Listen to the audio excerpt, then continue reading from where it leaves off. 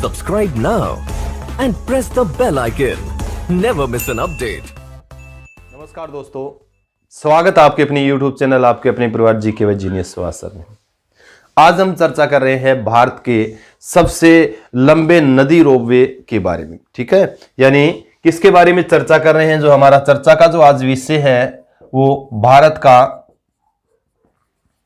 सबसे लंबा नदी रोपवे भी। ठीक है, रोपवे वे इंपॉर्टेंट है, आपको क्लियर होना चाहिए। यानी भारत में सबसे लंबा नदी रोपवे कहां पर बना है, किस राज्य में बना है? तो सबसे पहले तो आपको ध्यान होना चाहिए असम में भी।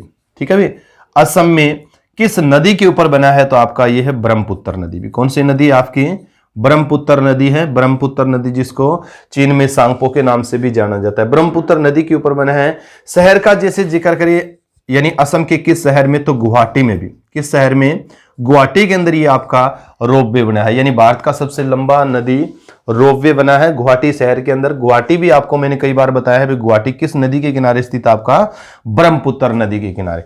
एक चीज आपको क्लियर होना चाहिए, इस नदी रोपवे की जो आपकी लंबाई का जैसे जिक्र करते हैं तो 1.8 किलोमीटर है। कितनी लंबाई है इसकी?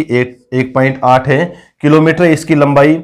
इसके बाद में जैसे जिक्र करें, इस नदी रोपवे का उद्घाटन कब किया गया था? तो उद्घाटन का जैसे जिक्र करते हैं तो अगस्त 2020 में भी, अगस्त 2020 में ये आम जनता के लिए खोल दिया गया, यानी आम जनता को समर्पित कर दिया गया। ठीक है, ये चीज आपको क्लियर होना चाहिए। लागत कितनी आई? लागत का जैसे जिक्र करते हैं तो लागत जो आई है वो लगभग 56 करोड़ रुपए भी। कितने करोड़ रुपए? 56 करोड़ रुपए। ये चीज भी आपको क्लियर होना चाहिए। यानी गुवाहाटी शहर के अंदर ब्रह्मपुत्र नदी के ऊपर एक नदी रोपवे बनाया गया है। क्योंकि आपको ध्यान होना चाहिए, जो गुवाहाटी शहर का जैसे जिक्र करते हैं, एक किनारे से दूसरे किनारे पर जाने से के लिए हमें किसको पार करना था? ब्रह्मपुत्र नदी को। ठीक है, ब्रह्मपुत्र नदी को कैसे घाट के द्वारा पार किया जाता था, बहुत समय लगता था। इसलिए क्या बनाया गया है? इसके ऊपर एक नदी रोपवे बनाया गया है। इस नदी रोपवे को यानी गुवाहाटी शहर के एक सिरे से दूसरे किनारे पर जाने के लिए अब जो समय जो लगता है वो समय कितना लगता है?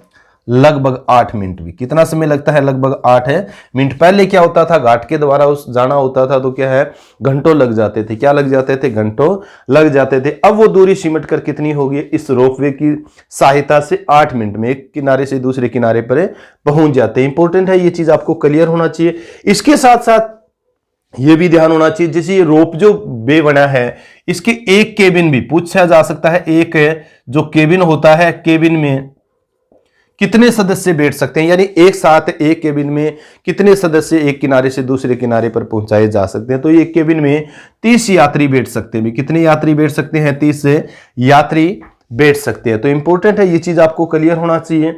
2020 में ये आम जनता के लिए खोल दिया गया। एक चीज आपको क्लियर होना चाहिए, इस रोपवे को बनाने के लिए बहुत पहले बन जाना चाहिए था, यानी 2007 में सबसे पहले इस रोपवे को मंजूरी मिली थी।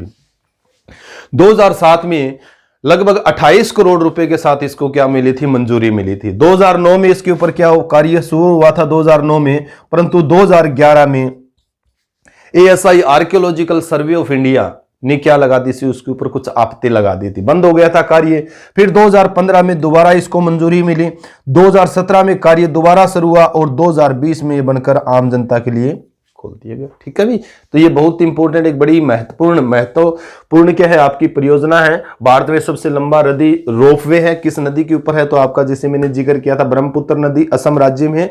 गुवाहाटी का जैसे जिक्र करते हैं, गुवाहाटी भी किस नदी के किनारे? आपके ब्रह्मपुत्र नदी। 2007 में इसको मंजूरी मिली थी, बन बहुत पहले जाना चाहिए था, परंतु कुछ ऐसी अड़चने आने के कारण ये डिले होता रहा और आम जनता के लिए कब बनकर तैयार हुआ? ये अगस्त 2020 में। अगस्त 2020 में क्या कर दिया गया? इसका उद्घाटन कर दिया। तो आज हम चर्चा कर रहे थे भारत के सबसे लंबे नदी रोपवे के बारे में। ठीक है भी, अगर क्लास कैसी लगी आप कमेंट करके मेरे को जरूर बताएं। इसी के साथ सभी बच्चों को जय हिंद, जय भारत।